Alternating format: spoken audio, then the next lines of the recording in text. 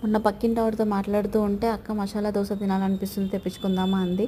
మసాలా దోశ బయట నుంచి తెప్పించుకోవడం ఎందుకు, ఇంట్లోనే నేను చేసిస్తాలే ఒకరోజు అని చెప్పాను. ఇంట్లో కూడా మనం చేసుకోవచ్చా అక్క మసాలా దోశ అని చెప్పి కొత్తగా అడిగిందనమాట. తనకు తెలియదంటే ఇంట్లో ఎలా చేసుకోవాలో.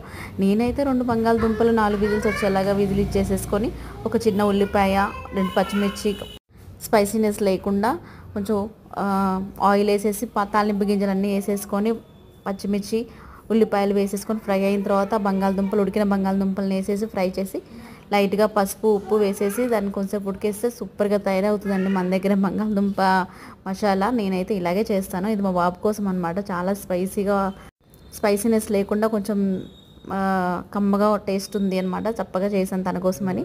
సో పల్లీ చట్నీ చాలా బాగుంటుందని నేను తినేటప్పుడు మాత్రం పల్లీ చట్నీ విత్ అల్లం పచ్చడి వేసుకున్నాను. సూపర్గా ఉంది కాంబినేషన్. తనకి లంచ్ బాక్స్లో కూడా మా బాబు కోసం 2 మసాలా దోశలు, నార్మల్ టిఫిన్కి